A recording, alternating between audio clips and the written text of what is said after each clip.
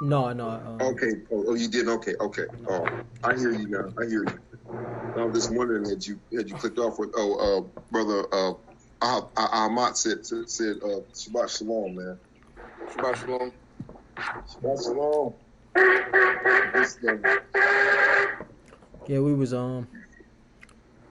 just reading over Psalm 37, just giving an encouraging. Oh, excuse me. Mark the perfect man. Yeah, giving an encouraging word to not, give up and stuff. Fret not because of evildoers. In this time, I saw the wicked. I saw the wicked like the tree, evergreen tree. I turned and looked, and they were not. They were not. Yeah. Yeah, because I was telling him I lost my cousin yesterday. Heart attack. So what? My cousin, she was only 2 years older than me, like 35 years old. They say it's a heart attack. She had a heart attack. Okay. So, sorry to hear that. thank you. So just in times like that, just encouraging word. Take your time to mourn, brother. Cry your tears and do what you need to do. Don't. The body needs its grieving time period. So. Your brother Ahmed said. Yaacob, Ahmad said you have his condolences as well. So. Oh, thank you. Heard. Thank you, brother. Yeah. So you got 30 days more. 30 days to more. Yeah. 30 days. Yeah. And then you have to, continue to, because a lot of people mourn for years, and that stress on you, and that shows that it's almost like you're too connected to flesh. We all have to go that way eventually. Yeah. That's one thing I remind myself of. We all going that way, Yeah. So that's why the Most High gave us 30 days more to get it out of the system. 30 days more. Yeah. And we don't really talk about that much. Nobody really talk about that much, that 30 days to mourn, and what that represents, the 30. Why 30 days, But that's another subject.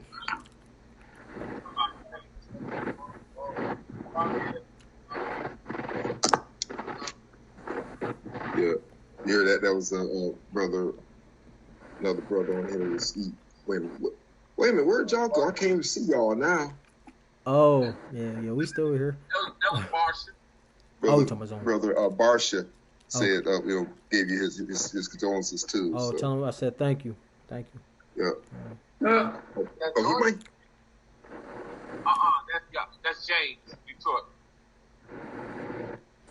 They on Zoom, Katriel. So they on the other side. I got it. Winston said he gonna join us tomorrow. So on Zoom or what? Google Duo, and then we might slip over to the group over there, but I don't know. We'll see. Yeah, cause I'm gonna be releasing a little teaching about Shem's, after the flood, Shem's people. I'm gonna do each of them on a at a different time. I'll do Shem tomorrow. I'm not sure if it's gonna be next week or not. All depending on what they want to talk about. But then next would be Ham. Then it'll be Yapet. From the flood all the way to now. That's the. We're gonna do that 3-part series, Joaquin. Right. It's gonna be 3 weeks. Okay. Oh, okay. Okay. Yeah, they want to do it 3 weeks in a row. So that means I got to be on top of my notes, boy. I'm trying to put together something that y'all can see on. I'm going to put together a PowerPoint presentation. That's what I like about Zoom. Everything. See, that's what I like about Zoom, showing like the Yeah, Yeah. we yeah, can see it. yeah. You See, can, tomorrow, March, Joaquin is going at 3. Joaquin's going to come over to defend the shield. And the next week, Pam, Jack. yeah. So we'll be. What time y'all doing that tomorrow? 3:30. Yep, 3:30. Yep, 3:30 Central Time. On here, yeah. Yep. Same spot. It'll be doing the same spot. I'm gonna have my notepad on that. Yeah. I can never, Katriel, I can never get William his number because I know he been reaching out to me on Messenger, but I can never get him on Google unless I call in the old thing with everybody on it. That's why I made this new one, but I got to get his number. Yeah, I don't know what happened. Yeah, that's weird. Yeah, he just like it's like he could disappear off the face of the earth all of a sudden. I was like, what? Because then almost lost touch with Joaquin and with Winston. I'm like, wait a minute, time out. Yeah, Joaquin he just didn't answer. Because he reached out to me this week too. He wanted us to keep it going. He was like, did we stop it? And then Jermaine was like, did we stop it? And Joaquin, my cousin Joaquin, he was like, So, yeah. Let me try to reach back out to him. Hopefully he answers. But yeah, that's the thing right there. Just like, okay, what in the world happened with everybody? It's obligation. I'm back to COVID has calmed down here, so I'm commissioned to teach in the jails at my assembly. So I'm back to teaching in the jails on Sunday morning, and then I'm overseeing this pastor teaching. I wrote a document called the so-called original Greek New Testament. So going over with him, breaking down the Hebrew and Aramaic of the New Testament. So besides my own personal studies, my commitment to teaching in the jails, back to teaching in the jails, I was doing it prior to COVID start, overseeing the minister whatsoever, just having time to get up and be at our center, because our service starts at 12:30, and it doesn't end until sunset. So I try to get on as much as I can, but when we're up late like that, a lot of my obligations, I found myself nodding off in the assembly and so forth, and I just can't. My first responsibility is to the assembly, you know what I'm saying? So I have to focus there, and I got so many people, obligations that I have to other things, and I need like you said, be on top of your notes.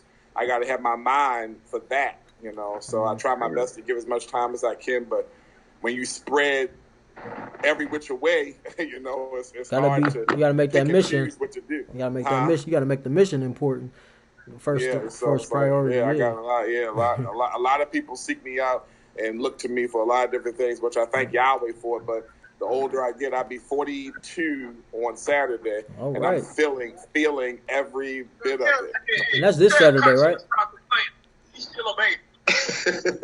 What did he say? Did you hear Ach Amath? I'm still a baby. Yeah. 40. Yeah. Listen, Daniel said something.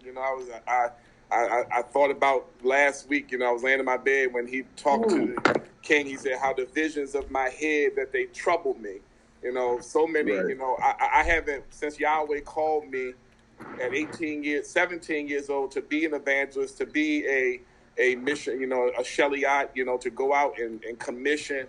It's like I haven't been able to look at my own life in a long time. So many people's lives weigh on me.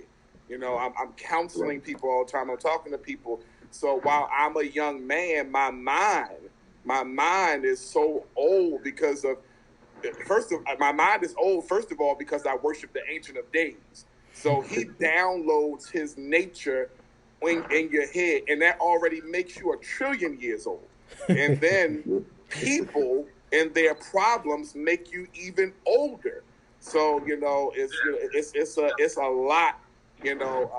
It's a lot when you. Well, let me take that back. It's a lot when you actually care. You know, it's a lot when you're not trying to be a charlatan and trying to just get now. When you actually have communication with people and actually have a heart for people and compassion, and people come to you to much is given, much is required, it ages you. It just ages you. It just ages your mind. You know, I'm not complaining, but I definitely feel older than 42 years old. My body feels good, but my mind feels older than 42 years old. Now watch this. Now what Yahshua? I see the reason why, because I feel everything that you're saying, because I feel that way at times myself. But what did Yahshua do? He had to go in time, you know, get that strength. He had to go into the wilderness, you know, and then he had to get away from his own disciples. So oftentimes we have to do the same thing, Katriel. Yeah, I agree. I mean, don't get me wrong, bro. I have my own personal time that I do, that I seek Yahweh and that I spend time with Him whatsoever. You know, I always, what I don't allow people to do, once I came into the knowledge of this faith, one of the first things I learned thoroughly, and the brothers always tell you, I learned the tabernacle and the Mishkan. You know, and so I'm always in my mind running the tabernacle through my head. You know, the entrance of the sacrifice and the laver and the altar of burnt incense, and so I'm always going back in that maze and revamping my energy, because my goal is the throne room of Yahweh, and nobody will ever take me off of the path of that. So no matter who I have to carry there with me or not. So I do spend as much time as I can with Him, but being in the presence of Yahweh, that's very heavy. That's very, you know, that weighs on your flesh. And that, as with Moshe, when Moshe was in the presence of Yahweh, that aged him. So it's really no way of getting away from it, because people age me. And when the time periods when I do my 2 and 3 day fast, that ages, because when you get in the presence of Yahweh, for me, this is just personally for me, whenever Yahweh, I fast and He takes me there, it feels like I know exactly what it means to feel like a mantle is on you, like a heavy mantle, this heavy garment, like a big charlatan coat. So it's like the presence of Yahweh weighs heavy on the human flesh, and that ages you. You know what I'm saying? So being in Yahweh's presence, that ages you. Being around people and dealing with their problems, that ages you. When Adam and Hawa ate of the tree and started us the dying process, that ages you. So it's like I'm looking somewhere to get into the corner of youth, and it's betraying me. Yeah, you know, that carries me back to the story of Moses and Jethro. Mm-hmm. Mm-hmm. When Jethro told him, you carrying too much, you know, around on you too obligated, not obligated, but you too accessible. That, so now I see why ministers do delegate things out. Of course. They would be stretched too thin if they got to do everything themselves, going to the hospitals, going to the jails, going to see sick people, going, all these things that will wear you out. And guess what? You only got 40 hours in a 5-day week, so you got a family too, one right and a wife. Right. And they need their time as well, and that's what I found myself. I was my wife and my children, their new time. So I had to step back because I don't want to mishandle them and cause a bigger problem, if that makes sense.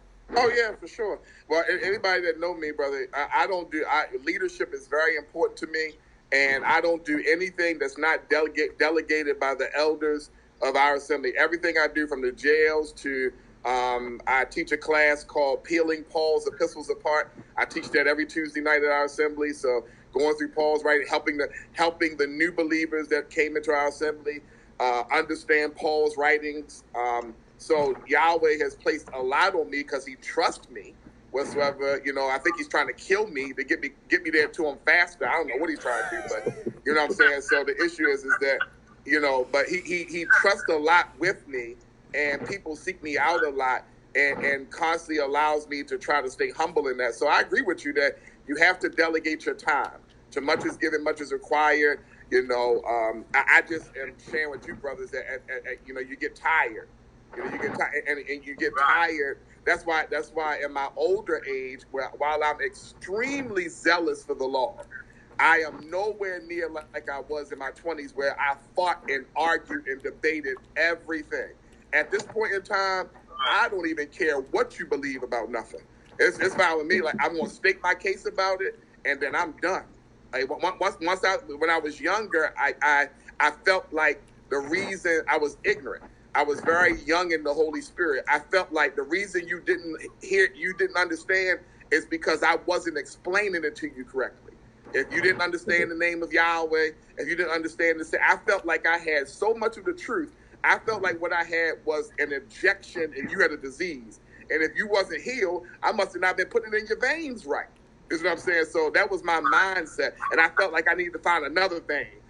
That thing ain't working, so let me find another thing. Well, let me find a bigger thing. And I felt like I was just sticking you with holes. You know what I'm saying? So now, as an older man, I still got the same vaccination. Yeah. Giving people hematomas. Huh? When people didn't get it, when I first got into it, like the first couple of years when I got into the truth, if you didn't get it, I was ready to fight you. Right. It wasn't that bad for me. It wasn't that bad, but I definitely felt like I definitely felt like you needed to know what I was saying, and that you were. See, mine was where I felt like you were ignorant and retarded if you couldn't understand what I'm saying. But I couldn't understand early on. You know what I'm saying? And that was for me. I remember first teaching people about the name of Yahweh and the pronunciation Yahweh. I fairly went through that thing. And I don't mind average people, Amath, but when I'm talking to ministers, do not play word semantics with me. When I'm talking to rabbis and imams and ministers, people who I know are hierarchies, and you allow me in these scholarly rooms, don't play games with me. Don't play games. But those are the people I got angry at. Like my family members, I ain't get angry at because I can't expect you to understand etymology when you don't even got a high school education. You my drunk Uncle Michael. I mean, I really can't, I can't really expect you to understand that. But it was more so the leadership, because I was thrust into scholarly atmospheres early.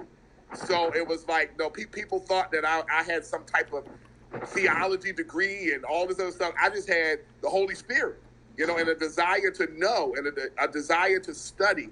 So that's what made me angry when I got bothered with the leadership, because I felt like the leadership know. But at this point in time, I'm a different man. While I have the same fire and the same zeal, I know a little bit better when to put it out. Now, I'm still a man, and I still have a certain sense of pride, and I have a still certain zeal. But now I can kind of understand when to pull it back a little bit. Where back in the day, I just would argue you until we both was hoarse. But And with age and with experience and patience. Yeah. I've noticed. Hey, It's the way you come off when you are dialogue with someone, and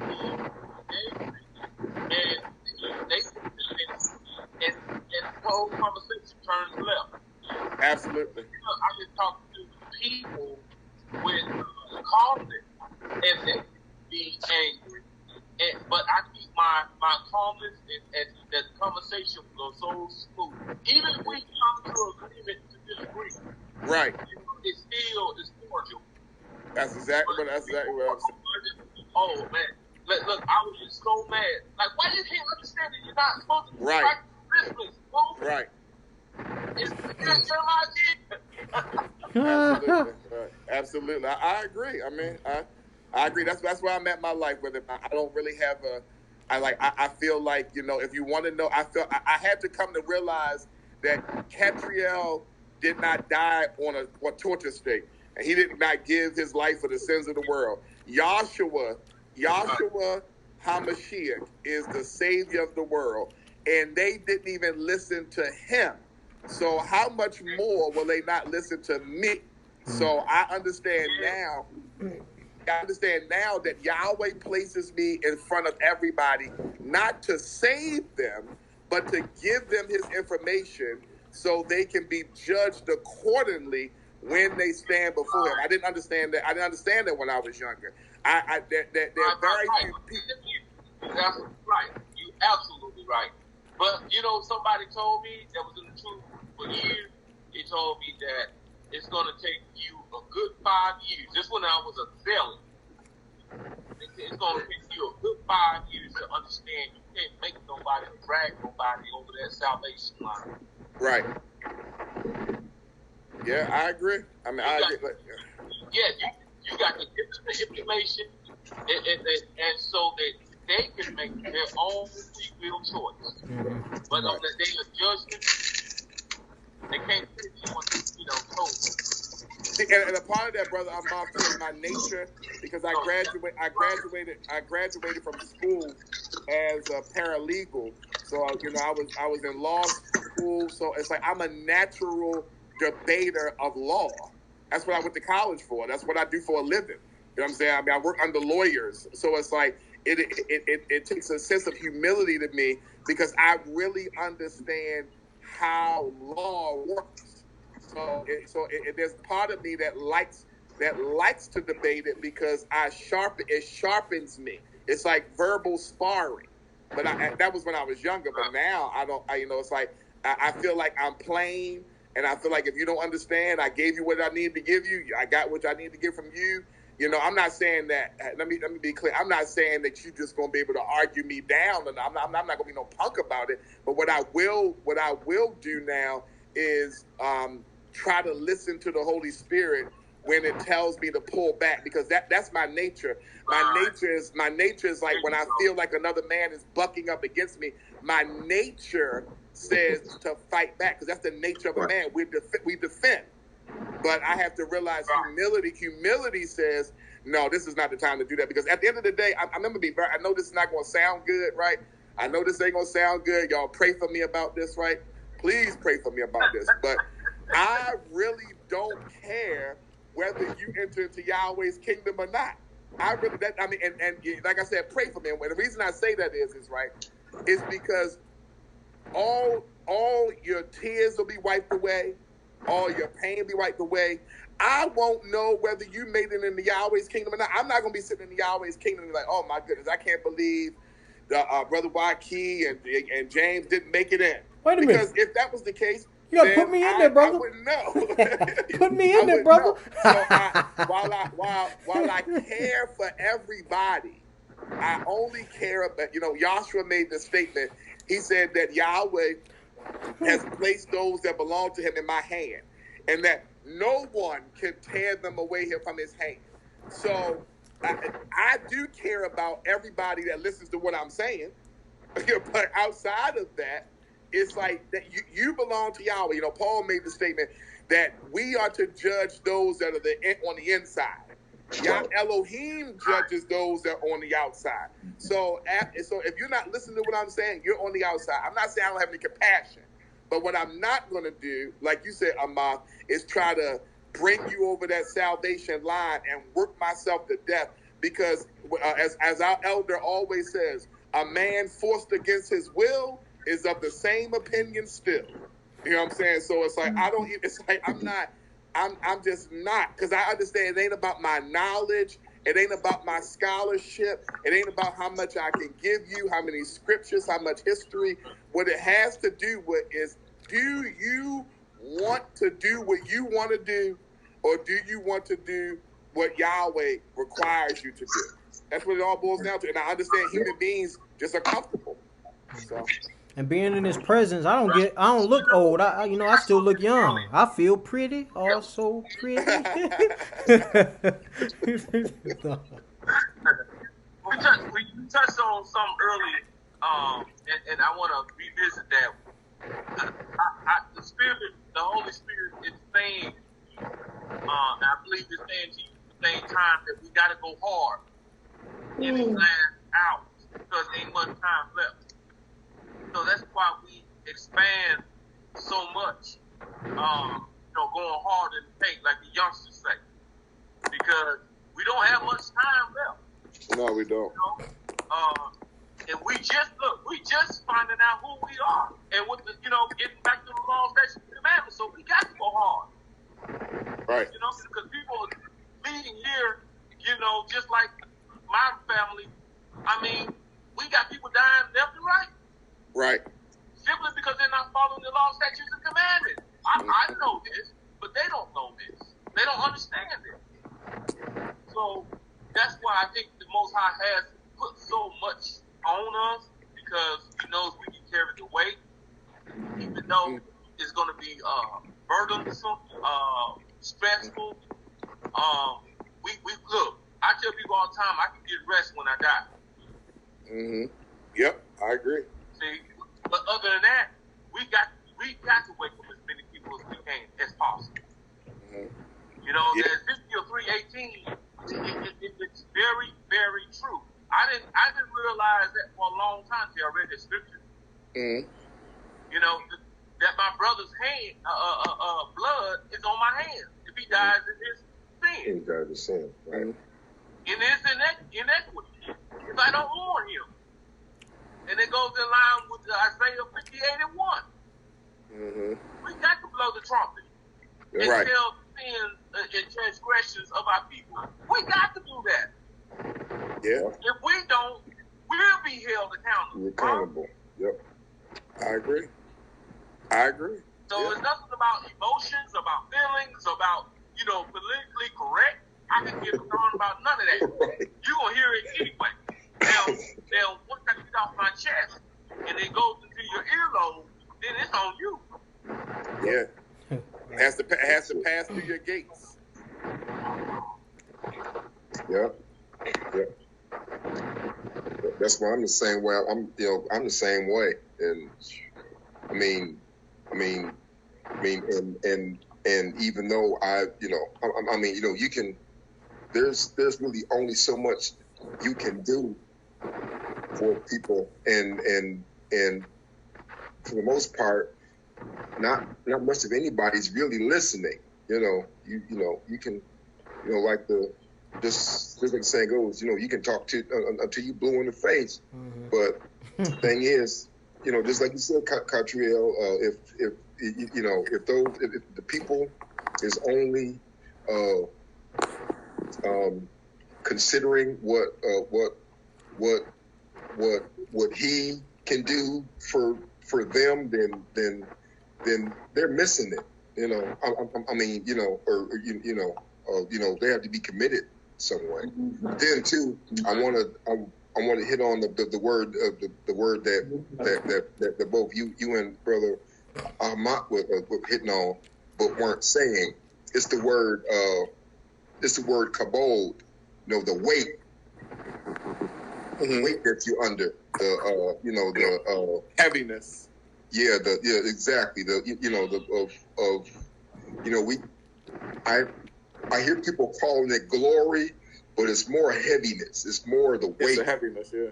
The weight of glory. Glory is Shekinah or Shekinah. Shekinah, which It's more, it's bold is the weight of His glory. Right. Exactly. So yeah. I'm telling you, every time I've ever been in His presence, and I know I'm translated there, it feels like somebody threw a bunch of coats on me, like heavy. It's comfortable, but it feels like when your mother used to get you ready to go outside to go in the snow, like putting sweaters on you and shoes, and you're there, and it's like you're comfortable, and it's really hot, it's warm, and it's heavy, and it's like gracious, like this is Yahweh. I don't know how much of this I can stand. It's like, you know what I'm saying? Like this is like 11 o'clock. The few times I've been translated to be where He is in fasting, it's like it's like, I mean, it's like I can't. I mean, I know what that is. That's a serious. I can see why you would age. I can see why you would, because it's like you said, kavod. It's a heaviness. It's a serious heaviness that can't be duplicated. You know what I'm saying? No way, shape, form, or fashion. So. Yeah, but you know what? It's gonna be all for the greater good, though. Yeah. Yeah. You know what I'm saying? That's one of the incentives that we see doing that we don't have our choice. You know, in when it all get done and said. I agree. All worth it. All worth it. Now, but I can see what the prophets went through. I can see how they went through it. Yeah. It's a lot. It's a lot of responsibility, like I said, and pressure, to be honest. Because you know, if you make the wrong left turn, right, you know you can reach the wrath of the Most High. But that's why I tell people all the time. I say, Peter says, or Kepha says that that judgment begins in the house of Yahweh. And I tell people all the time, people may want to look down on the assemblies of Yahweh, or Kahal Yahweh, or Ada Yahweh, or Israel, because amongst ourselves we have so many different doctrinal debates whatsoever, right? Or we have different doctrinal beliefs, whether it's pronunciation of the name, and whether it's the Sabbath day, we have so many things going on amongst us whatsoever that we can't agree on whatsoever. And don't get me wrong, ain't nobody more, anybody that know me, no, I am for the name of Yahweh alone. I am for the Sabbath alone.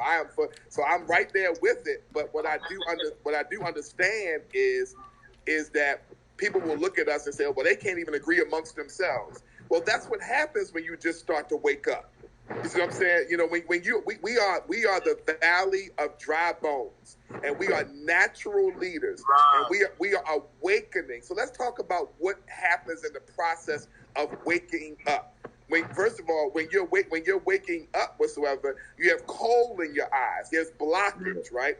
But you need moisture in your eyes to wake you up, to get the coal out. The moisture is the word of Yahweh. My word falls like dew. Yahweh's word always represents water. So we are awakening, and we have to put our feet on the ground. So in that process of who we are shedding certain doctrinal things, and we are gaining certain doctrinal things. And in that process, there's going to be disagreement. There's going to be things that we don't agree with. That's why in Isaiah chapter 2, he talks about, coming up to the mountain and teach us his ways. There are certain foundational things that I think that Yahweh will always give to his people that have a pure heart, like the disciples. The reason that Yahshua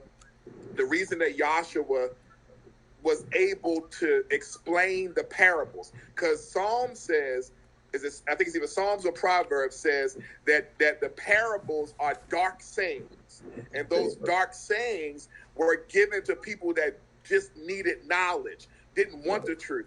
But the disciples, they came to Yahshua about the parables, and he explained them. So, froze. Wake up. Exactly. Wake up. Oh, Father. Come out of there. Hey, you gotta rebuke him. Come on out of there, Satan. Put your hand down. Gotta tell him. Yeah, the devil, yeah. Bringing out too much dark scripture. Right. Mm-hmm. In other words, like in the words of Public Enemy, too black, too strong, too black, too strong, right? Yeah. No, like John Witherspoon. You playing that Public Enemy in my house? Public Enemy, right? Public Enemy. That's hilarious. You playing that Public Enemy in my house, kid? Right. And that's what we. Phone down. Sorry about that. Oh, it died. Okay. Yeah, I mean, well, my iPad had died, but my phone died. Okay. iPad died. But I was saying that the disciples had an all-consuming desire to know, and that's what it is, that are these doctrinal issues that exist amongst Hebrews whatsoever, that Yahweh will weed out the people that are just doing it for knowledge. Yahweh will weed out the people that's just doing it for blackness and identity. The people that will accept sound doctrine in its fullness, the correct pronunciation of the Almighty's name, the seventh day Sabbath or the new moon Sabbath, the vernal equinox or the Passover, the green ears, all the things that we argue with whatsoever, Yahweh will bring into completion upon that mountain, and those that had an all-consuming, sincere heart to know Yahweh. Everybody that comes to the truth don't have a constant, sincere heart to do it. People come to the truth for many different identity, anger, come against the government, people come for all sorts of reasons.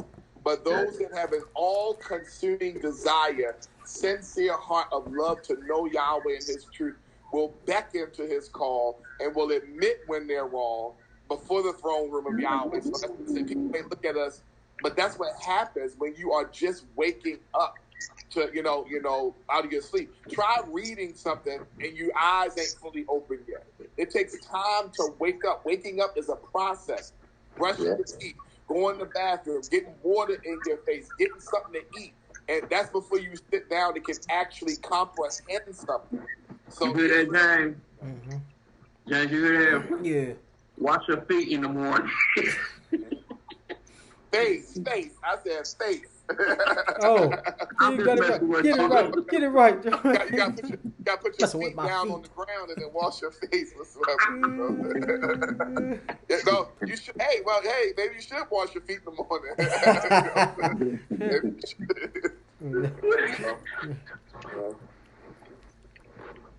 We do that. We got that for Passover. Feeling some type of way, my spirit has been really having visions and things that are about to come. It goes into what we were talking about, and I think I said this the other week that this is that hard times, especially in this hour. A lot of us that are need to shift our teaching from, not necessarily, like the Old Testament, but the things that are about to come. Because there's a lot of people who are getting ready to choose the wrong side. And think that one of our weapons that we need to use is basically warning them the consequences, of choosing the wrong side. Right. And, this is next month, to start giving the children the kill shots. So I think we need to try to wake up as many people as we can not to do that. What do you feel about that?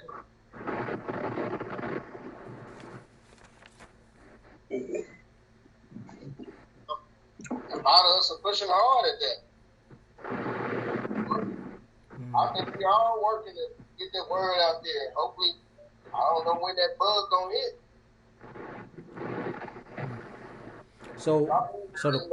I know somebody asked the question like, where we at in prophecy?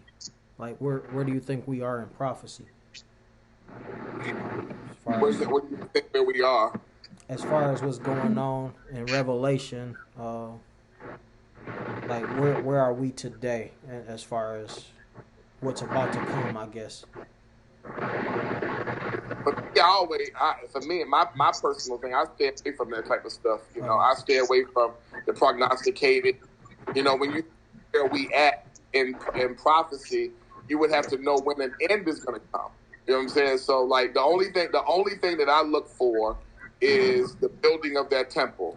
The building of that temple for me is the marker of when all hell is breaking. So, I know for me, you know, what the reason that Yahweh has led me to stay away from the prognosticating is because when you start doing that and getting that out there, and you're getting into timelines and stuff, Yahweh can, because he works outside of different times whatsoever. It's like that's why so many prophecies and prognosticators have been wrong over the years. They have the right idea of things, but when you try to say, well, we're right now in the 60th. First of all, it's the 70th Shemitah. Now, I've tried to count that 70th Shemitah many a times, but where do you start at? Do you start in Exodus? Do you start in Genesis? Like, you know, I mean, so what I do know, the last count I did back in 2007 whatsoever took me all the way up to 2041.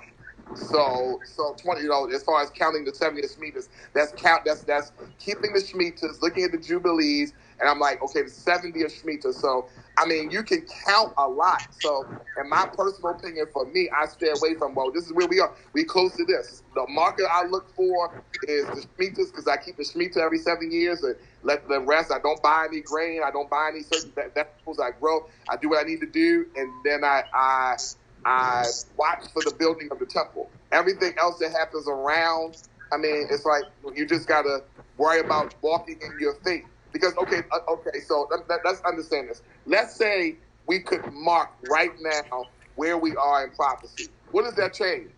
I mean, we still have to keep the law. We still have to abide by Yahweh. Yeah, prepare for That's it. not going to make We hardly can prepare for it. That's not going to make people do anything faster because what you don't want people to do, Joaquin, you don't want people to do it because we're closer to time, because that's an unpure heart. If you know, that's the deathbed confession. That's the, oh well, we only got 2 years. Let me do this. Yahweh's not looking for you. I mean, people are going to be super surprised at how many deathbed confessions Yahweh's going to look at like you're crazy. I mean, there's going to be a lot of people that's going to be like, oh, well, I did it in my death. Yahweh, you can't play with Yahweh. Like, some people are sincere and some people are not. That's for Yahweh to judge. But as the people of Yahweh, leave where you are in prophecy up to the prophets. The average people of Yahweh didn't just talk about prophecy. That's not how Israel worked. The prophets talked about prophecy. Leave that up to them and let them come to us about that. Because when we try to start talking about it like that and start pinpointing it, then we take it away from their job and we get all mixed up because they are gifted to do that.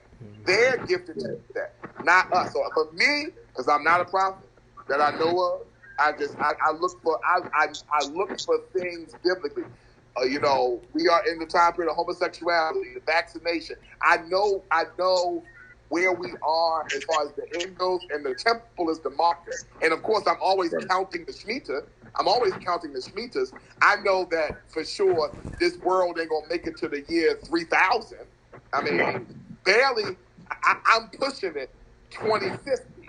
And that's really pushing it, because every time I count the Shemitahs, it puts me somewhere around between the transatlantic slave trade, both trade trades, and counting the Shemitahs. I do Genesis, I do Babylon, and I do Exodus. All of them put me in 2040, 2030, 2060, 2050. They all put me in that area.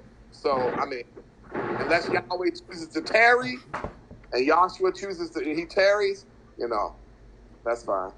I'm too busy working on keeping the commandments and walking in his truth to worry about whether, you know, where we are prophetic. Where we are prophetically is exactly where Yahweh wants us to be. Yahweh's concerned about us keeping his law, walking his truth. Israel didn't walk around being concerned about where we're prophetically. They lived their everyday lives. They weren't like, is this the Babylon? Like, they just lived. And they obeyed Yahweh, and the prophecy took care of itself. They took care of just make how do you get saved from what's to come? Revelation chapter 12, verse 17. Revelation 14:12. Obey Yahweh and keep his commandments. You know what I'm saying? Just do when Moses came to Israel and said this plague was coming, Israel just did what Yahweh said. Yeah. And all those plagues would come over. They weren't concerned about the next, what the next one's going to be. Right. Just do what Yahweh says and let the plague pass over us. So, those. I mean, that's, you got so many people trying to prophesy. So forth. That's a dangerous thing because so many people have been wrong over the years because you don't know. You're not how you are accurate in prophecy is counting Shemitah, and that's almost impossible to do because if you could fully count the Shemitahs, the 70th Shemitah, you could pinpoint when Yahshua comes. So Yahweh purposely messed up the timeline for us, so we couldn't count the Shemitahs. You know what I'm saying? So, but the 70th Shemitah, I should say. But and that's my opinion. I mean, somebody may get on here and be able to say exactly when it is. I mean, that's fine. I don't know. I'll be like, I just stay away from it. It's dangerous. I agree with you. It's dangerous for the simple fact, in the days of old, if a prophet said that something was going to happen and then it couldn't pass, what was the point? Yeah. He's killed, yeah. That's why I said leave the prophecy up to prophet. Leave the prophecy up to prophets. Like, let them talk about that. And and my personal opinion, this is just my personal opinion, just me. I don't see any more need for prophets today. Meaning, when I say prophets, meaning not prophets for individual people's lives. Like you can have a prophet say, hey, you're going to get married, or Yahweh showed me you're going to get this job, or Yahweh showed me stuff. But when you talk about prophets for universal biblical things, everything that has been written has been written. I mean, everything has been written. I mean, I don't necessarily know what a prophet could prophesy today about the coming things that have not already been said. You know what I'm saying? I mean, you can do individual things, but in ancient times, the prophets would say, like, Babylon is rising again. There's things that they will talk about that would, everything that has been written has been written. Now, I'm not saying that Yahweh doesn't have prophets. He does. But I don't necessarily see a need for prophets. Like, what could a prophet prophesy today to Israel that has not already been said as a nation? I mean, as a nation, we know what's coming. We know the beast is coming. It's like we got everything written down. Now, I believe that prophets could speak to your personal life, but as far as how ancient prophets did it with talking about the demise and what Israel needed to do to be saved, what we need to do to get, to do certain things. For me, I think that dispensation has come to a close. Whatever you guys' thought process is. Yeah. Thing is, too, where's it written that Bible says that he that speaketh unto prophecy, speaketh unto edification, for exhortation, for comfort. Right. It's also how to identify a false prophet. Yes. If a false prophet is just out here trying to make filthy lucre, then they're gonna just do what they do just for the money. Whereas one of Yah's people did it because for one of those three reasons. To comfort Israel, to educate them, or to exhort them to good works. So Yeah. Right. I agree. Like I said, there's no need that any prophecy. There's no real need for Israel to be speaking in tongues. We universally, the English is the language of the world. So in ancient times there was a need for us to be able to go and do that. But now if we go to another nation and do it, that's fine. But Yahweh had time periods where His Holy Spirit functioned in certain time periods for certain needs. I'm not saying that it is not a need at times, but like in Christianity where everybody speaks in these tongues, that's a mockery because Yahweh had a purpose for that. But, because you're talking about Gentiles now learning the way of Yahweh, taking the word of Yahweh to other nations. So, like I said, prophets, I'm not moved by prophets. Prophets have to, because everything that has been said. I mean, to the nation. Like I said, I believe in prophets speaking to you individually. But I don't just necessarily see what a prophet can say today that has not already been written in Daniel and Revelations and some of the, and some things Enoch is written and some other things that have been said. That's like, okay, well, just get Israel ready. Get us ready for what has already been said. I already know a League of Nations is coming. I already know a beast system is coming. It's like, what do you, everything has been said. So.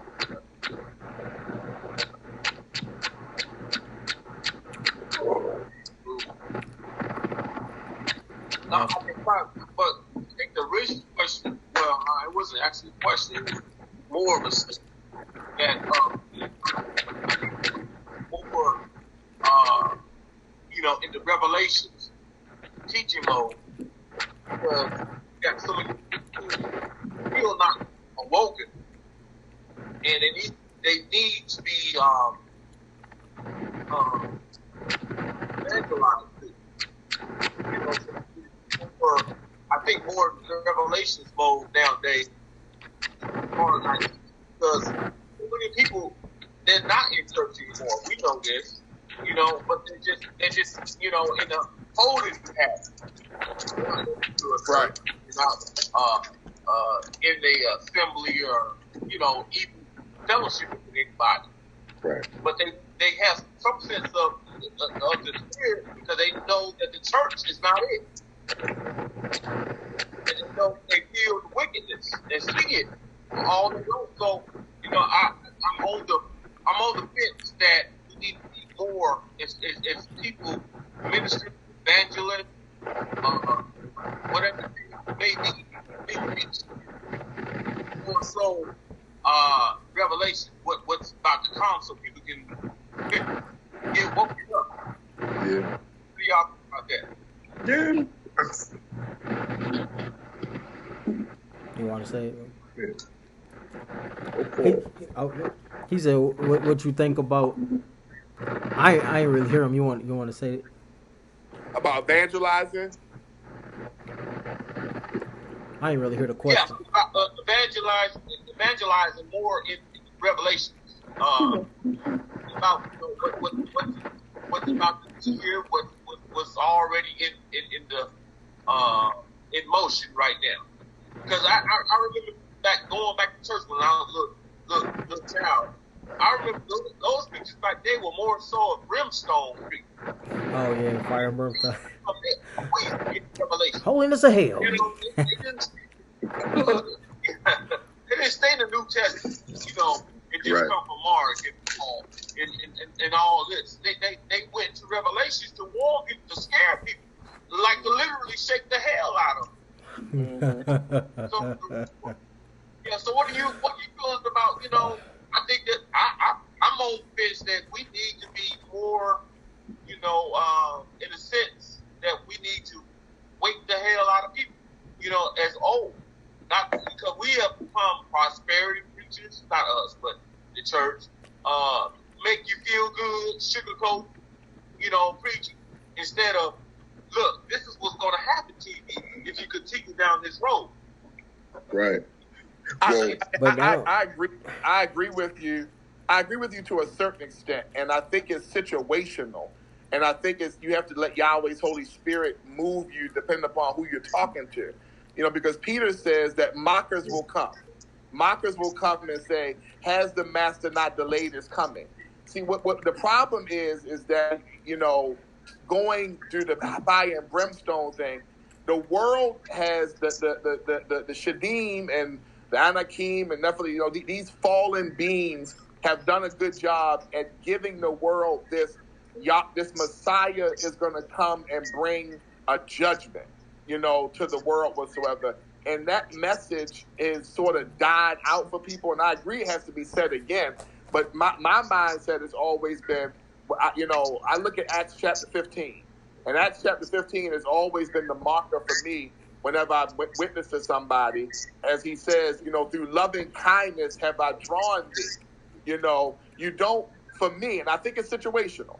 For me, I don't think people stick when you do it out of fear. I think about a relationship, right? If you got a wife and she's with you because you say, if you go somewhere If you go back to your mom, I'm gonna beat the hell out of you, whatsoever. Or you leave. Only I can have you. I'm gonna kill you.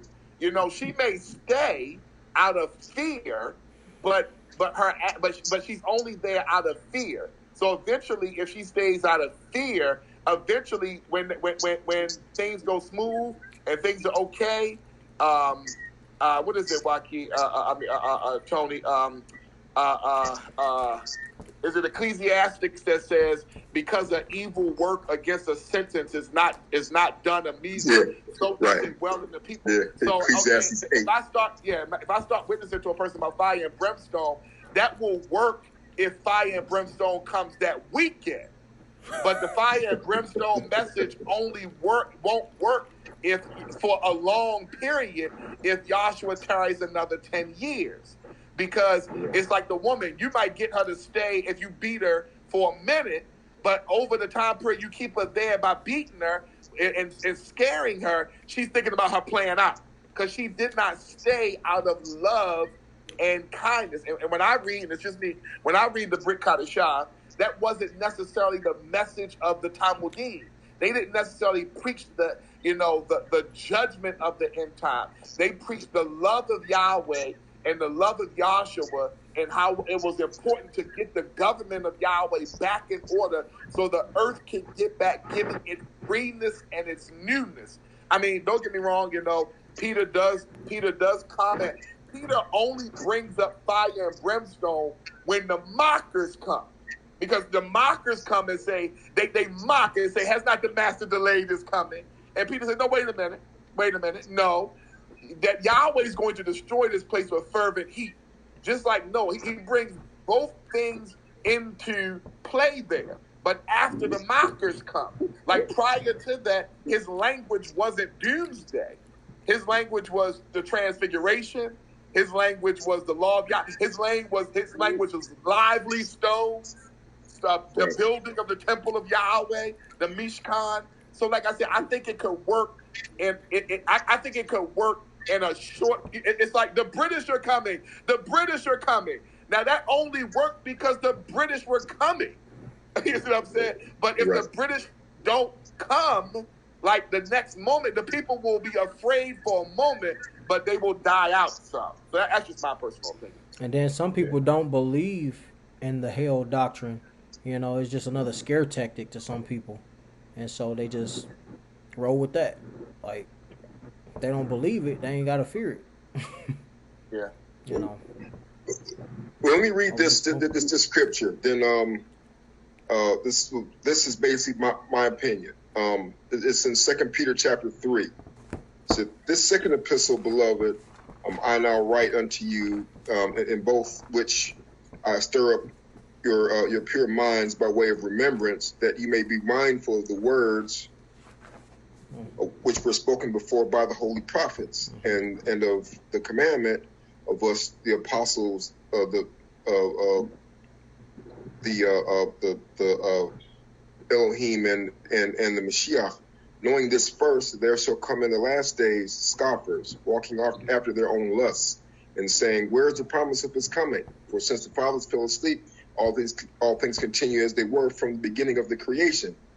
For this they're willingly ignorant of, that by the word of Yahweh the heavens were of old, and the earth standing out of the water and in the water, whereby the world that was then being overflowed with water perished.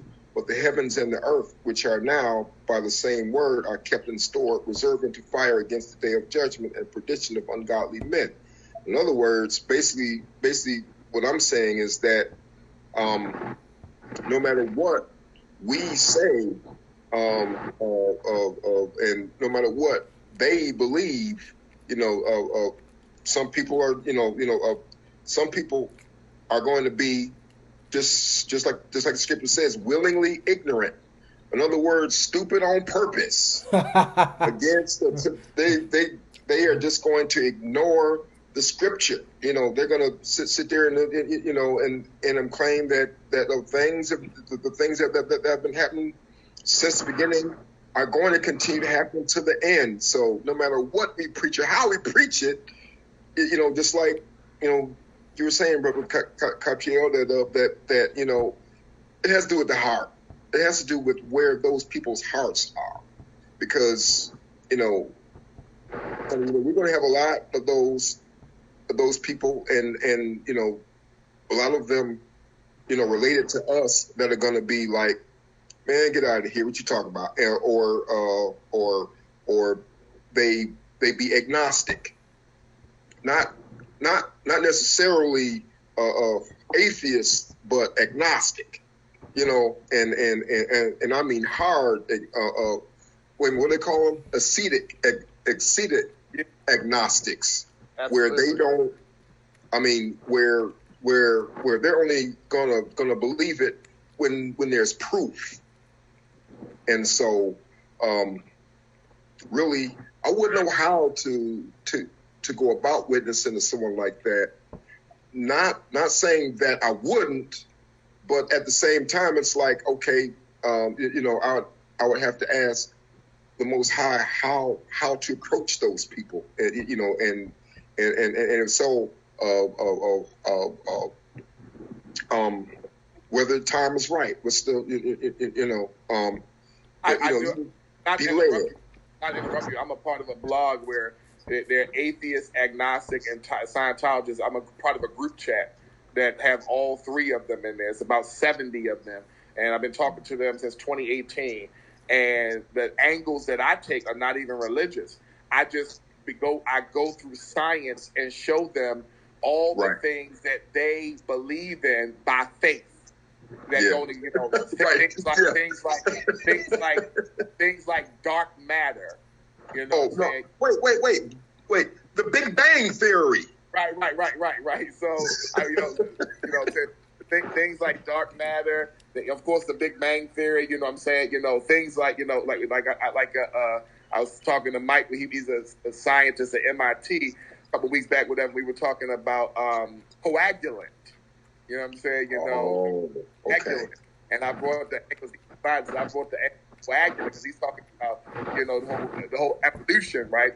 And I said, Mike, let me ask you this question, right? I said, so if we evolved like this, right, then what about coagulant, right? So I was in a group chat whatsoever, and he's like, so what do you mean, Katriel? I said, the first animal or the first tadpole, when it would have gotten injured, if it didn't have coagulant in it, it would have bled out, right? He said, well, yeah, for sure. I said, so if we didn't, you would say that we evolved to our white blood cells being able to take on the marks and the scars that we have to be able to coagulate the blood, right? He said, yeah. I said, so how did any human being ever get any further than the first? Because think about all the times you get cut or injured when you're young, right? And how long did it take for coagulant to grow? I mean, to grow inside our bodies. Coagulant would have had to have been there in the beginning. Intelligent design to know that you need to do that. So he didn't have it. He's, I'm going to get back to you about that. I bet you will get back to me about that. I'm sure you will. Exactly. I bet you will. You know what I'm saying? So it's just like when you get with science. So agnostics, they're not as hard because I got so many things in science that and I just use Genesis, but that, you know, the Bereshit, that to show them how many things in science they believe by faith. You know Exactly.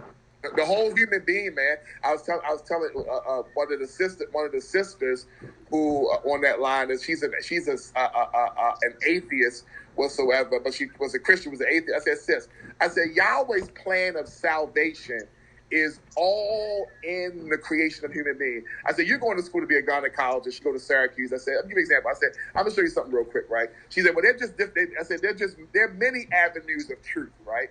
So I always ask Yahweh to help me. I said, I'm going to give you an example, right? I said, I agree with you, sis, right? There are many avenues of life, right? I said, and this really has to do with the Nephilim. When you really understand the Nephilim, it really has a lot to do with them and how this even came about, or the counsel of the Elohim, right? But I said, Yahweh even shows us when a man releases in a woman 3 million different forms of avenues of life shot inside of her, right? but only one can get into that egg Once you get there, and produce life. So yes, that Hasatan, Yahweh, even in that, is trying to show us something, that there are many different avenues of life that will be presented in this world, but only one can produce that life. So, and they all, and those different avenues of life look very similar to each other. They all religion has some similarity, but only one can get in and make that pattern of life. You know what I'm saying? So Yahweh constantly is trying to show us his plan. So I mean, you just have to take. I mean, I talk to these agnostics all the time. They're not as intelligent as they think, because science. They believe there's so much in science that you believe by faith. Yeah. That you believe by, So. Exactly. Then the one major thing with science that people believe, the evolution can only be taken by faith, because there have been so many situations of the missing link that have been they have been disproved. And in fact, the whole doctrine of evolution used to be illegal to teach here in the United States at one time. So I mean, because we are a Judeo-Christian country, Judeo-Christian. So we're supposed to be founded on that. So I see why evolution would not have been taught. You know what I'm saying? So yeah, I mean, thing is though, now these people, this was something that almost blew my mind for a moment until I caught the whole meaning of it. All of these people who call themselves scientists follow after one man's writing. And this guy wasn't even a scientist. Darwin? Yes, he was a theologian. Right, absolutely. Right. Like, really? Right. All you people who believe in all this scientific stuff, y'all fall behind a theologian? Cut it out, please. Right, I agree. Just stop. Just stop right there. What is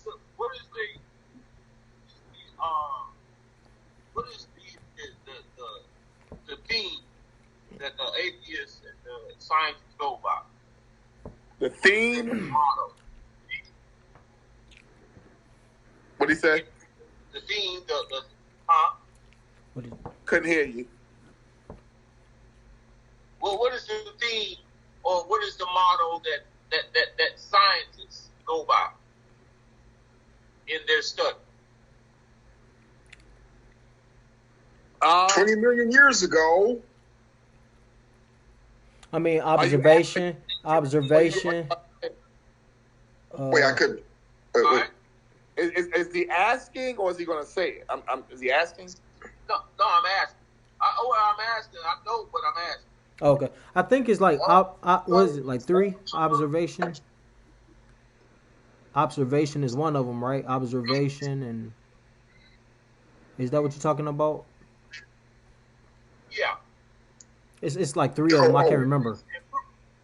Evidence and proof. Right. Yeah, basically. But then right. Then add on to what James is saying. Things that you can actually watch happen. That's what that's where the whole idea of experimentation and stuff came from. Was I can watch you do this, and I can watch this happen. Therefore, this is proof that this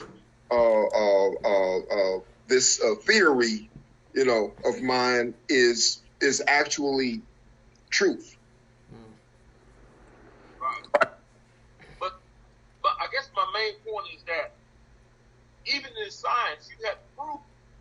Right. You have to prove that what you're standing on, is actual evidence of it.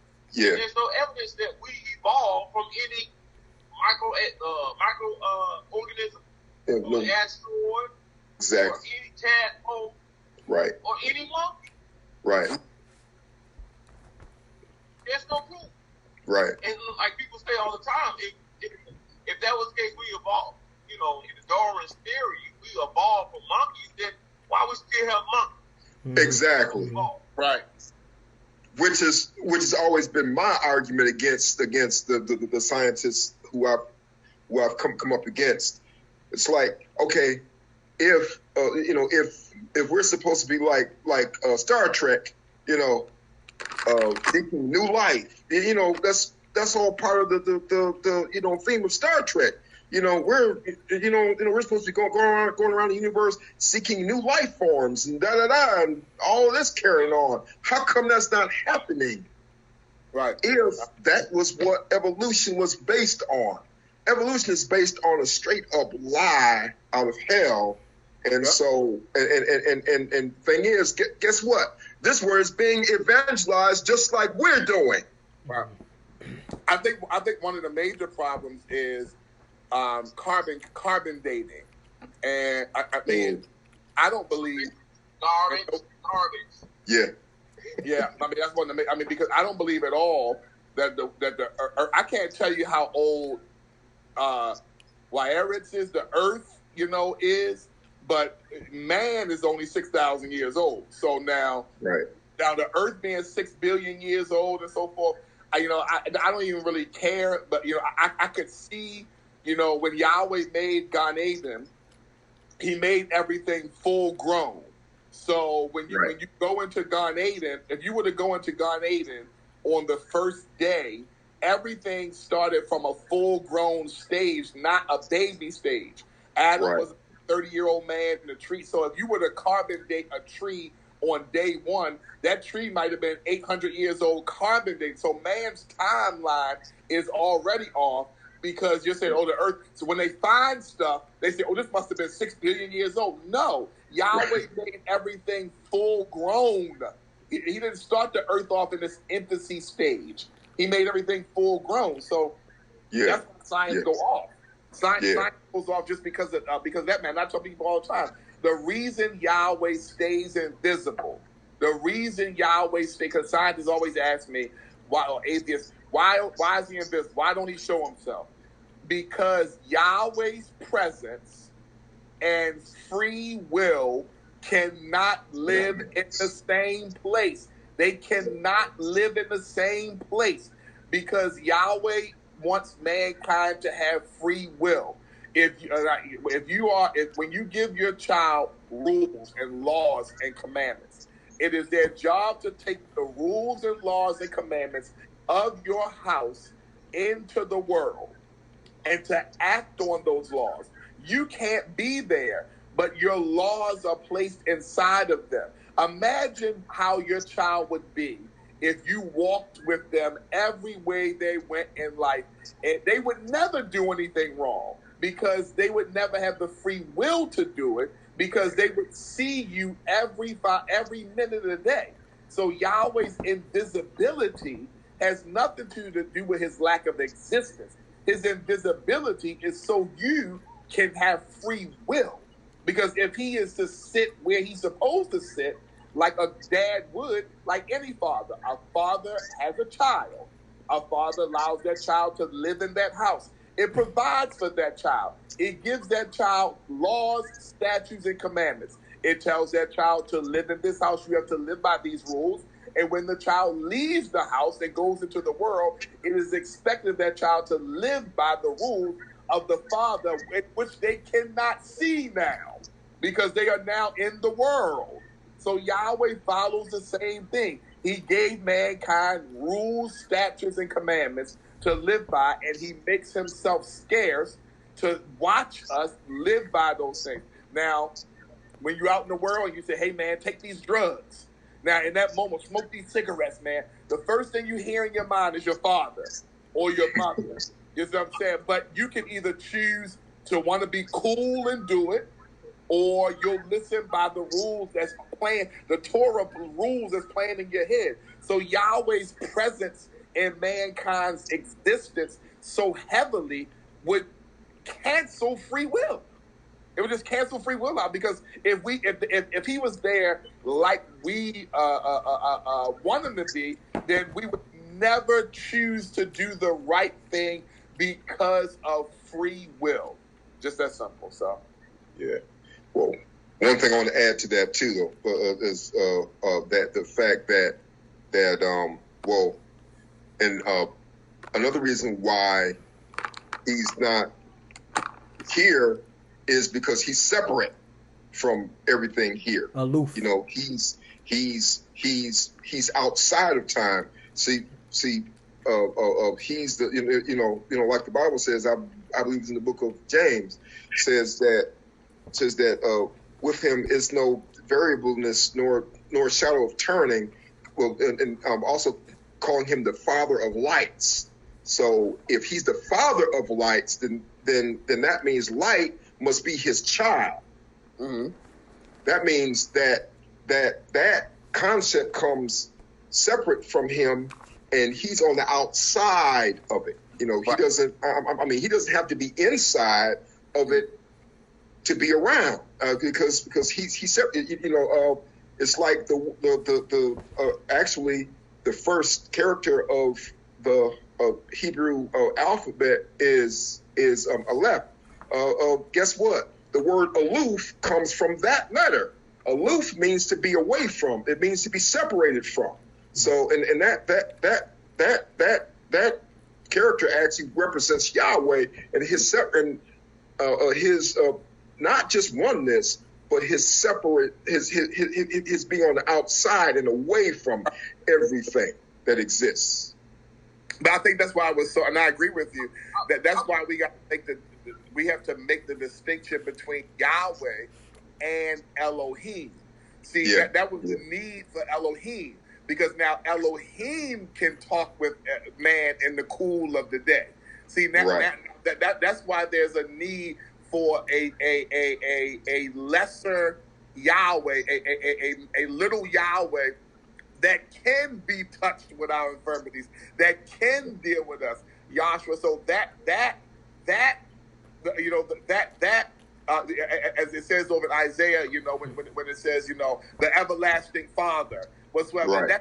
That's not what the Hebrew says. The Hebrew indicates the Father until. The Father until.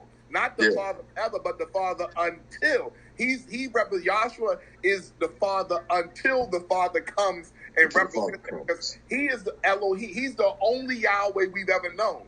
Man has never known Yahweh the Father. They've known Elohim. Yahshua has always represented him. He's always been his representative. So mankind's dealings has always been with Elohim. He is the one that walked with Adam in the cool of the day. As Yahshua says, no man has ever heard the Father or seen his form at any time. Because like you said, aloof, Yahweh has never, no human being has ever, Yahshua is the mediator. He has been Yahweh to mankind. I always use the examples, Sanford and Son. When you come to knock on the door and say, can I speak to Mr. Sanford? Two people will turn around and say, hey, who are you talking about? Sanford the Father, Sanford the Son. Genesis. And Yahweh rained down fire and brimstone from Yahweh on earth. You know what I'm saying? Two Yahwehs. There's always been two. You know what I'm saying? Yahweh the Father, Yahweh the Son. So he is the one that has been Elohim, because Yahweh can't deal with mankind, at least at this point in time, because of our nature. So that'll happen in Revelation chapter 21, I believe, when the Mishkan will come here and be, Yahweh will be with his people forever. So but also going back to Amath's original question about Revelations, like I said, I believe the difficult thing for me too. There are 404 verses in the book of Revelations. 394 of them are direct Old Testament quotes. So much of that stuff is Old Testament stuff. Most people wouldn't even understand it. He puts a warning on the book that says, he that understands. So I think it's hard to teach Revelations to people because it's such a book it needs the right understanding for people. You know what I'm saying? You need the right understanding. Because because people can be scared, but people only stay scared for so long. Think about when you sin. and how guilty you feel until the next time you're ready to sin again. You see what I'm saying? So you only can scare people for so long. So people have to be drawn by a circumcised heart and a consuming desire to want to do it. They have to want to serve Yahweh. That's why Yahweh gave free will. Yahweh could have scared mankind into serving him. Yahweh could have forced mankind, but he wants you to love him because you choose to love him. You know, so, you know. Hey, man, don't take that vaccine, man. I knew it. I knew it. The vaccine. I knew it. Wait, I gotta show it. I gotta show you this. This is my insulin. I was thinking about Ray Charles for a minute. Like what? Wait a minute. No, I know you know. Already Katriel. You know I gotta take this shot. But, we do here. Can y'all hear me? yeah. Wait a minute. Can y'all hear him? Can y'all hear me? Yeah, a little bit. Yeah, a little bit. Go ahead. Oh, okay. You, said that's your sin. Huh? He wrong. What did he say? He wrong, man. He wrong. He wrong. He just wrong. This is my incentive to win. What did Katriel say? Talking about what I say. This is my insin. Give me insulin insin. Oh man. Hey, Amath, he over there taking that vaccination, Amath. Don't listen to him. He's taking that vaccination. Hey, what my thing is that they getting ready to give these babies these shots next month. Oh yeah. And these parents is doing it out of ignorance and fear. And like I always say, you know, fear is just basically, you know what I'm saying, throwing all critical skill thinking and logic out the window. Right. Oh, yeah. You know, and that's what we're finding, that a lot of people that we thought was strong or, you know, believe in God, you know, or you know, going to church and professing they do, really don't at the end of the day. They believe in this system. They believe in zaddy. I call it zaddy. So, you know, it's gonna be a lot of people who prove themselves that they you know, on the outer skirts, you know, of Most High. You know, so. But the ministers are preparing them. You know, the ministers are preparing them to deal with this system. They're not. Right. The ministers are not preparing them. So. I watched a video earlier today of North Korean soldiers training. Let me say something to you, brother.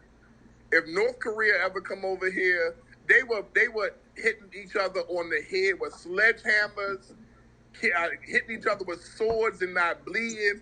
They was breaking bricks over their head, running themselves over with cars. Like North Korea is preparing for war, and like I said about the ministers, these ministers are not preparing people to make the right decisions, so they won't make decisions in fear. But that's what happens when you believe in a rapture. When you believe in the lie of a rapture, why get prepared? Prepare for what? What are you getting prepared for? You're gonna be gone. So, right. Yeah, we're gonna float. We're gonna float up in the sky. Yeah. Like the Jefferson. Right. Like the Jefferson. Yeah. So the lie of the rapture causes them to be able to not be prepared because they're not gonna be here anyway. Right. We're the first ones dead. And that's where you're gonna find a lot of them gonna really turn their back and be anti-Christ. You know, they're gonna actually really turn to the Antichrist. Well, they're gonna be anti-Yahshua. They already got Christ. They're gonna be anti-Joshua. they already got Christ. They got him. They already got him. They already got because the anti-Messiah, he's for Christ. Yeah, they're really gonna turn it back on Yahshua because absolutely. You've been trained all your life that you're going to float up in the sky. You ain't got to see none of the turmoil and the tribulation. Absolutely. Out. What you got to fear? Right. You do whatever you got to do. Right. Right. Because that's what Yahweh did. When Yahweh brought the plagues and the judgments to Egypt, he made Israel float up in the sky. That's what he did. So Israel just not doing 10 plagues. No, Israel was in the middle. They were in the middle. When the Egyptians just saw Israel just float up in the sky like butterflies, right? Right. That's what they did. Israel went through all of those plagues. They were in Egypt for all of what Gershom was, but Yahweh didn't translate them away. He saved them through the plagues. Because that shows the real power of Yahweh. Yahweh to save you through the plagues. Yahweh never translated and took Israel anyway to save them. Yahweh made them go through Amalek, go through the Philistines, go through those nations. He didn't take them in a corner and let them pass by. He made them go through it. That shows the power of your Elohim, when I can take you through something, not hide you somewhere. So. Right. But you're making a mistake right now. You making a mistake because guess what? You actually read your Bible. Exactly. Exactly. Right. Yeah. Exactly. That seems to be a problem nowadays. Yeah. My bad. Let me go online and buy a Birkin bag now. That's what I should be doing. Right. Right. Yeah. Yeah, my thing is this. You know what what I always say about these kind of situations is that and it's one of those things that we've heard before. If you want to hide it from a nigga, put it in a book. Oh, gummy. Right. Like, really? I didn't know that. Shoot, I've been reading since the age of 3. So I've always loved books. I got like 2,000 or 3,000 books around me right now that I've either read or am reading or halfway through or whatever. Please, but the book I have the most of is His Word. Whether I got as the at Sefer, or I got the TS 2009, or look, I got the Word. That's the most important book in the library. Mm-hmm. I don't substitute the Septuagint. Exactly right. You know what I'm saying? Yeah, that's it. I'm a student of the Pseudepigrapha. Those are all words. Exactly. I'm stuck on this. That's something that I was just with my mom earlier today, and I keep telling her, like, you know what, you gotta, you're gonna have to wind up following the words of scripture, or in fact, I was pointing out to her the what do you call it? Leviticus chapter 11. Explaining what to do. I mean, I don't think she has she's heard it from my youngest brother about swine, but I actually pointed it out to her and read it to her, that it is unclean. You are not even supposed to touch it, much less eat it. Mm-hmm. And with fish, you only eat fish that they have fins and scale, nothing else. Everything else. Well, in fact, it says that all other stuff is an abomination. It didn't just say unclean. It said Right. abomination. Man. So, so Pray for. Tell them about the conversation we had yesterday about meat. Yahshua and meat. It's 12 o'clock. What I forgot what we were saying now. But remember the brother I had a conversation with,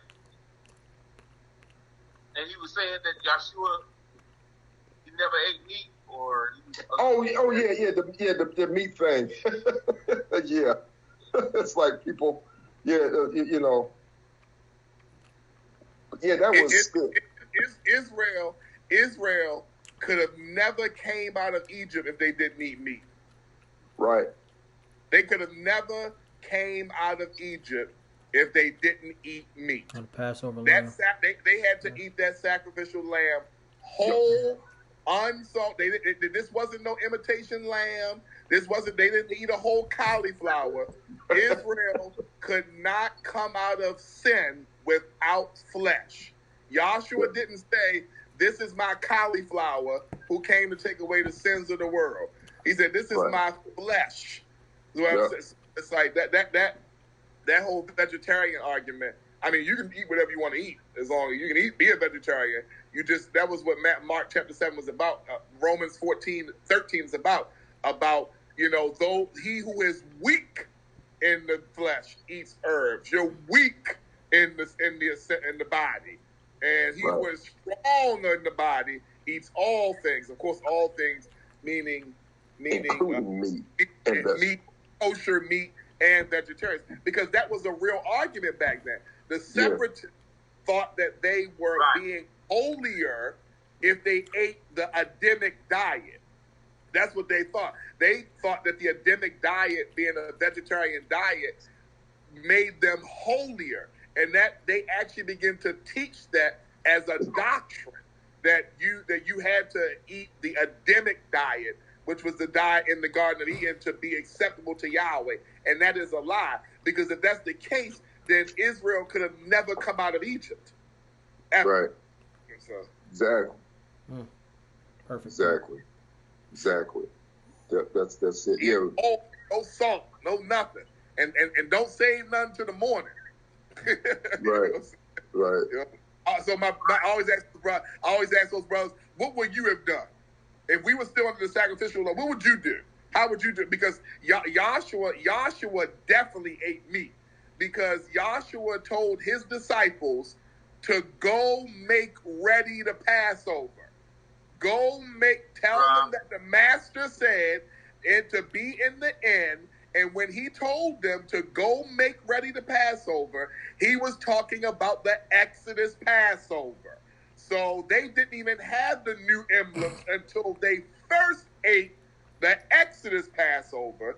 And then after they were done the Exodus Passover, lamb and all, then Yahshua introduced the Christian TV never shows that. Christianity wants to show you the Last Supper minus the Exodus Passover. That is a lie, because Yahshua told his disciples to go make ready the Passover. The disciples would only to know to make ready the Exodus Passover. So when Yahshua got up and they saw the man with the donkey and the bucket of water, and he said the master needs the end, the disciples would have had the bitter herb. They would have had a lamb there, and they would have eaten the Exodus Passover. And after they were done, all of them, he would have introduced the new emblem. So please don't play that game with me. Right. Exactly. like. Thing is, what we were saying too. Brother Amath was it's like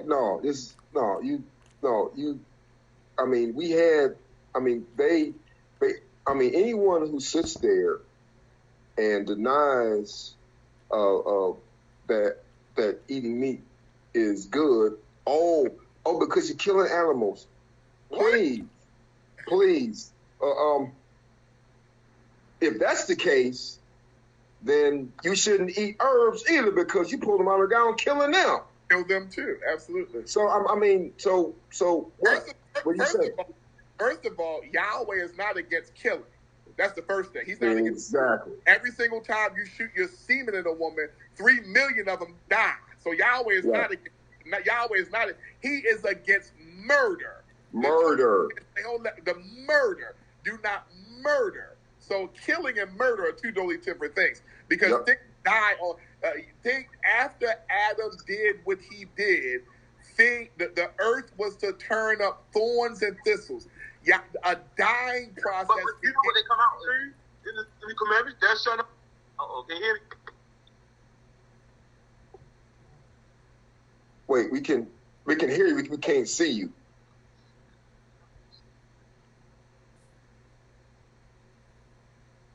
I can't even hear him no more. Can you hear me now? Yep. Okay, can you hear me now? Yeah. Sprint. Okay. No, I was saying, they use that argument. Well, the commandment says thou shalt not kill, so you shall kill them. No, says you should not murder. Murder.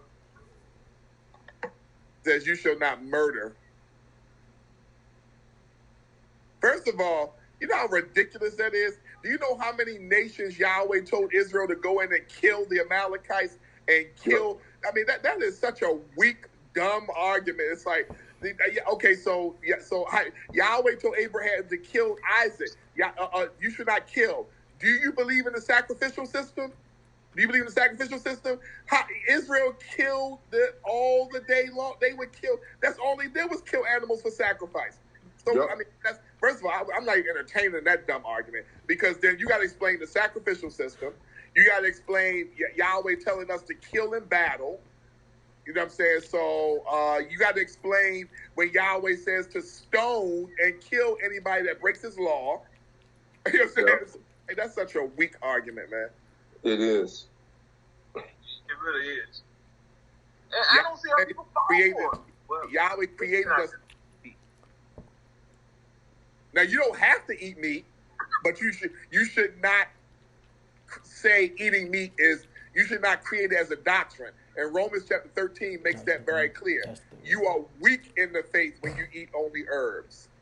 That's it. You're weak in the faith because you're push it on everybody else and push it on people as if they sinning. Absolutely, that's not Yahweh. Because the issue is that how do you come out of Egypt if you don't eat meat? You just stay right in Egypt. There was no vegetarian that day. All of Israel ate the lamb. We're the vegetarians at then. Right. Yeah, it's the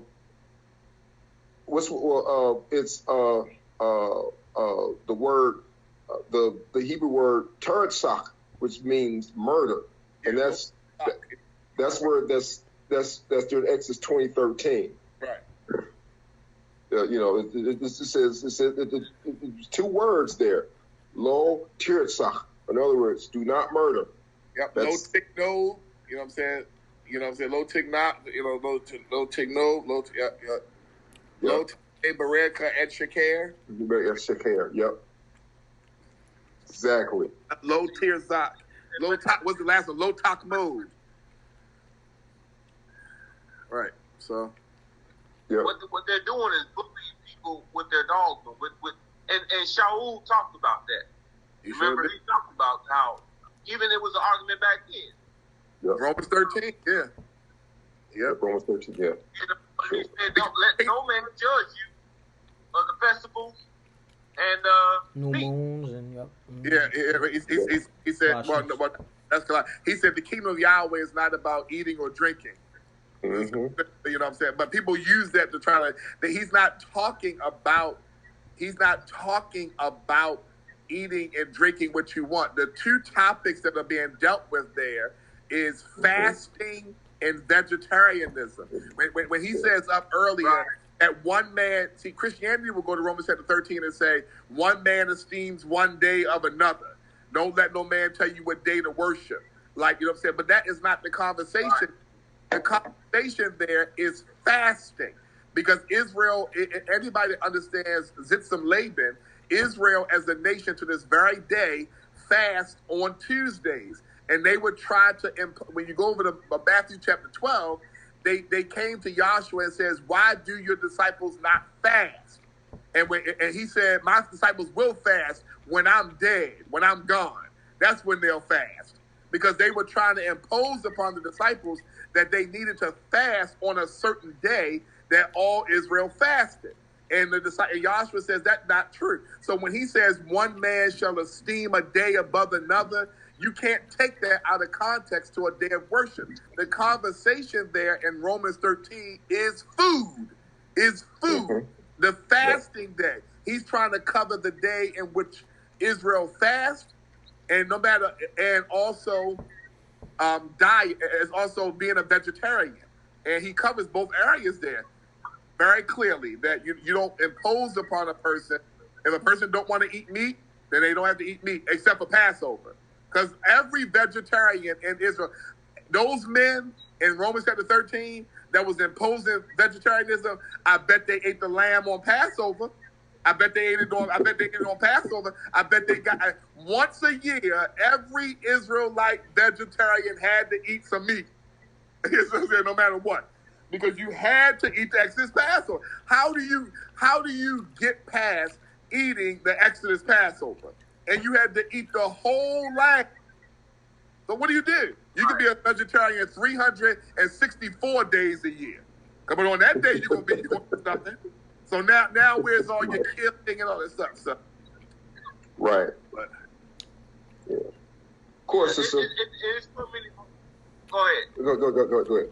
I was just going to say it's of course hypocrisy, but right. That's all I was going to say. No, go ahead, brother Ahmad. I didn't mean to cut you off.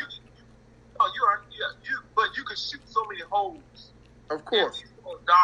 Yeah. Of course. You know, where they'll eventually sink. And the scriptures backs her up. If that's the case, why did Isaac summon Rebecca to eat what was his favorite meal? Kid. Yeah. The kid and the kemah. The kemah and the kid, yeah. Yep. You got prophets, you got people all in the Bible that ate meat, and it's plenty of evidence. Yeah. Right. So you can, man, I just really try to stay away from that. Yep. But I just had a brother ask me, and I basically said the same thing, that there's too many examples where we ate meat in the Old Testament and the New Testament. Right. Now, what I will agree is that the meat that we eat today being processed, and there are some horrible things. That's why you do the best you can to get kosher meat, as kosher as you possibly can, or kill the animal yourself.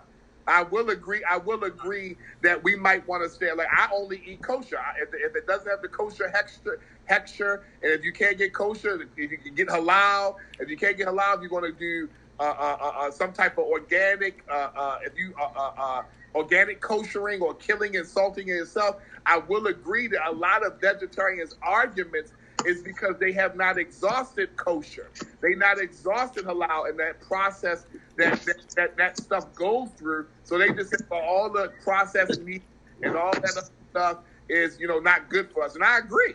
I totally agree with them. But the vegetables aren't the same as they were too. The vegetables get sprayed with enzymes and all sorts of stuff. So all human food has been tainted since the garden.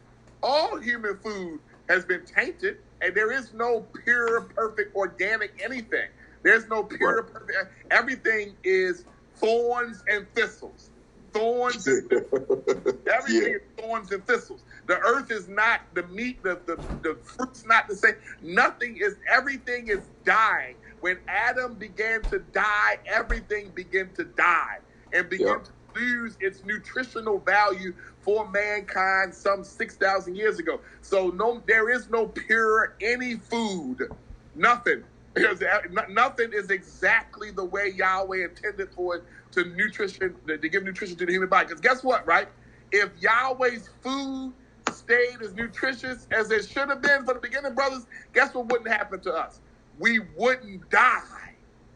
Matter of fact, we would all be somewhere between 9 and 16 feet tall as well. Absolutely. So, right. and be about 900 years old. Right, exactly. so for man to die and the process of death to start, the food has to get worse. The gotta air go bad. has to get worse. The water has to get worse. This all plays a part in man dying. Yup. Wow. Exactamundo. I mean, I get it. Clean living. Ain't no such a thing. There is no such a thing. Not now. You do the best you can.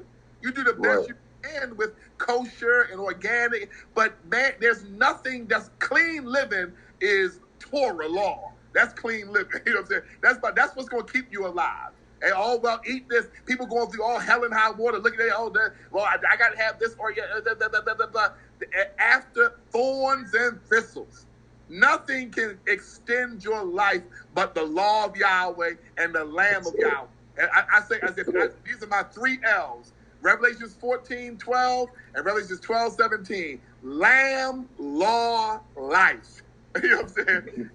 And the dragon went to make war with the remnant of her seed, those that kept the commandments of Yahweh and testify of Yahshua the Messiah. Lamb, law, life. That's clean living. Yeah. That's it. I agree 1,000%.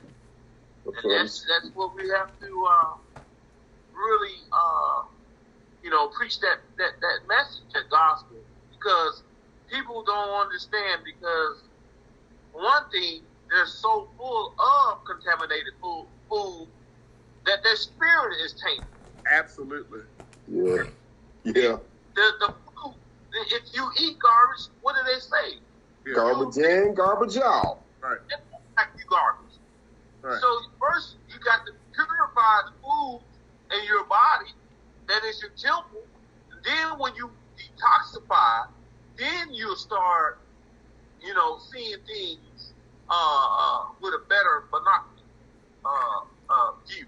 Because there's so many people, and I think that's the reason why they do contaminate food, because they don't want people to be clear-minded or spiritually purified. Especially since they're, cooking everything with bacon. And then that they're giving that, they propagandize that to who? Us, Popeyes. All these contaminated foods. Do you know Popeyes is mainly in the southern states? Now, they're all over the country. But the Popeye fast foods are generally in the South. Now, where are most of black people at? Yep. South. In the South. Exactly. Now, do you know where the headquarters of Popeyes is located? No. Kentucky, right? In Canada. Oh, Canada. In Canada. I'm thinking about Kentucky Fried. Now, I can count on how many, the whole nation of Canada, you know how many Popeye fast food places in Canada? This many. Wait. No, they got a couple. It's about 10 in the whole country. Right. I'm saying this but in comparison it's almost zero. Right. That's it, exactly. So they're purposely polluting us because they know that if we pollute our bodies, then we can't have a spiritual or clear spirit. Yeah. Or ruach. Yeah. Exactly. That's because we're That's why sacrificed to idols. Yeah. Things sacrificed to idols. We're eating things. Sacrifice to idols doesn't have to mean, praying over it, whatever. It's the hands that these things come from. It's the hands they come from because of the spirits that they worship. Spirits are transferred through hands. That's why I eat kosher establishments. I don't eat McDonald's. I'll eat none of that foolishness because you're talking about things sacrificed to idols. You're talking about, and I agree, it's a spiritual thing. People don't understand that it's what you eat does taint your spirit. Even if you actually start looking like the animal that you eat. When you start with the big ankles, wearing big ankles, big, linked over with their back, you start looking like a pig. You start looking like certain things. Right. But got two or three chin. Right. Yeah. I call them chinlings. Yeah, you're absolutely right. So, it's definitely a spiritual battle. That the enemy knows who we are, and they'll do anything it takes not to allow us to wake up. Yeah, it's been about contamination since the beginning, man. Since the sons of Elohim came down and slept with the daughters of men, it's all been about contaminating mankind's bloodline, trying to stick a big middle finger up to the Almighty, and and trying to destroy Shem's line, trying to destroy the righteous line, trying to place because everything with the Anakim and the Nephilim is all Yahweh gave them certain territories, and it's all about territory. They want their territory, and they do not want their territories destroyed. So they try to reproduce themselves in the world to mess. See, Yahweh said, be fruitful and multiply to reproduce himself.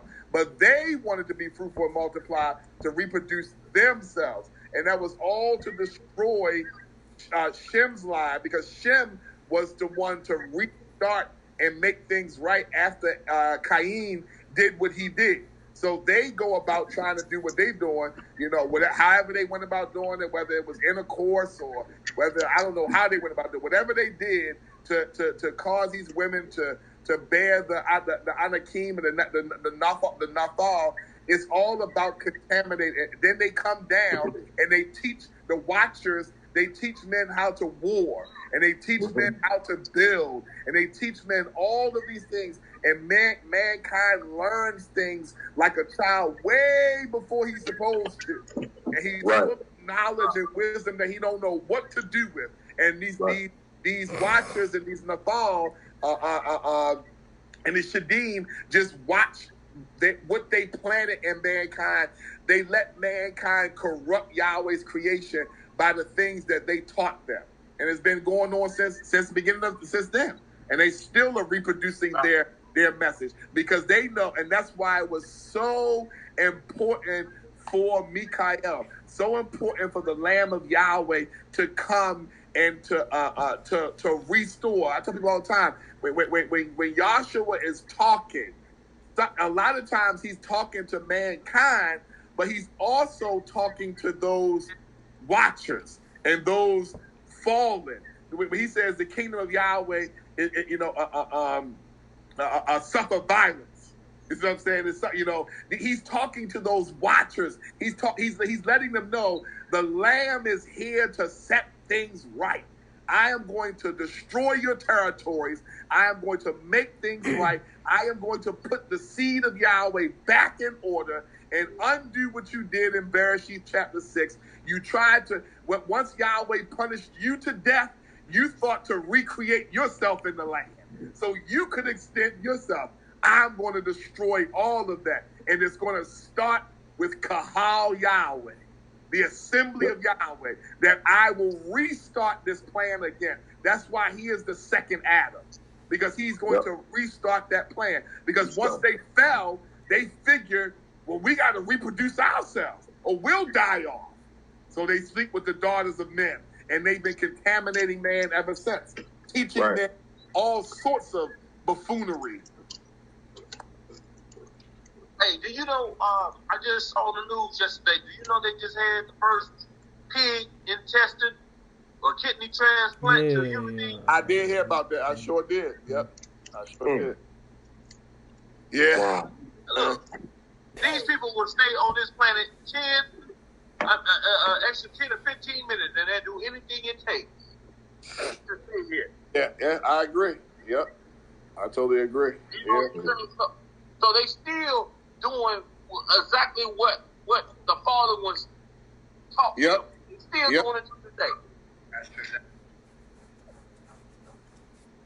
Now, a pig A swine, the most nastiest beast on the earth.